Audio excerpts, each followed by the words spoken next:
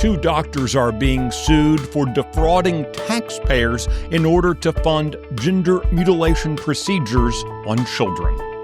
This is Thursday, December 11th, 2025. Texas Scorecard presents the day's first news for the Lone Star State. The Texas Minute, with your host, Michael Quinn Sullivan.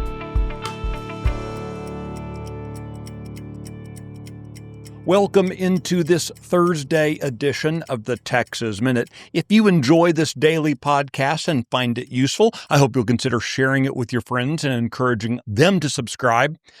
And if you're not enjoying it, maybe we can just kind of keep this between ourselves. Cool. Let's get into today's news. In a strongly worded rebuke, the Republican Party of Texas is condemning the Texas Association of School Boards and the Texas Association of School Administrators. The GOP accuses both groups of, quote, interference, intimidation, and monopolistic practices. According to the resolution unanimously approved by the State Republican Executive Committee, conservative school board members have been, quote, subjected to coercive tactics and isolated when challenging policy positions. Among other things, the resolution criticizes TASB's role in the statewide insurance and risk management marketplace, describing the association as acting like a virtual monopoly. The party also accuses TASB retained attorneys of undermining elected officials' oversight and violating open meetings requirements. The GOP is calling on state lawmakers to prohibit any public funds from flowing to either organization. TASB responded by describing the characterizations as inflammatory and inaccurate, claiming to provide, quote, high-value, high-quality services. The Houston Independent School District has agreed to settle a federal lawsuit filed by the parents of a student at Bel Air High School. They allege that school employees repeatedly referred to their daughter as a boy despite explicit instructions to use her legal name and pronouns relating to her biological sex. The dispute began when Terry and Sarah Osborne discovered schoolwork showing teachers had been calling their daughter by a male name. According to the family, the practice started in her freshman year and continued into her junior year, even after the parents told school employees to use her given name.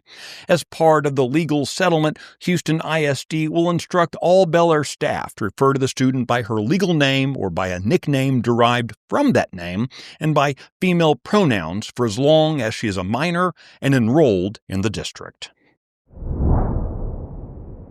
The Plano Independent School District is being sued for failing to disclose information about known mold hazards in its buildings.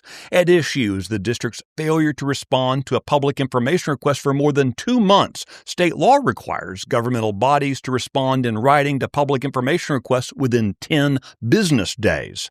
Sharon Ayers has been seeking information about mold hazards in Plano ISD schools, and local officials have simply refused to respond.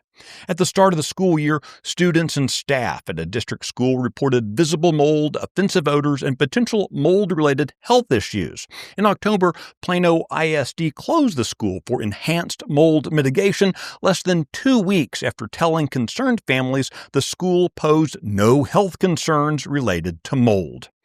You know, government schools just seem to really hate transparency. The Texas Minute will be right back.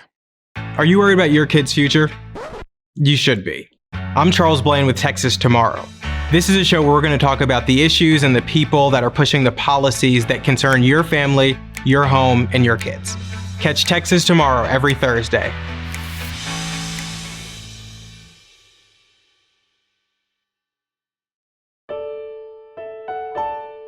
A legal offensive has been launched by Attorney General Ken Paxton, accusing 2 North Texas physicians of breaking state law and defrauding taxpayers. The doctors involved are May Lau and Brett Cooper, who allegedly provided illegal gender transition drugs to minors. Paxton's office is seeking to force the doctors to repay the money and face steep civil penalties for what the Attorney General has described as, quote, cruel child abuse carried out at public expense. The doctors were first sued a year ago for violating Texas's ban on gender mutilation procedures being performed on minors. According to Paxton's office, new evidence finds that Lau and Cooper did not simply violate the treatment ban, they also worked to conceal it from the state's healthcare system. The pair allegedly falsified medical records to have Texas taxpayers pay for the services. You can find details on all the stories mentioned today and keep up with the latest news by visiting TexasScorecard.com. The Texas Minute is produced by Nick Shepard. Today's edition was based on the original reporting of Brandon Waltons, Michael Wilson, Aaron Anderson, and Sidney Henry. I look forward to seeing you out around the Lone Star State. Now go make it a great day.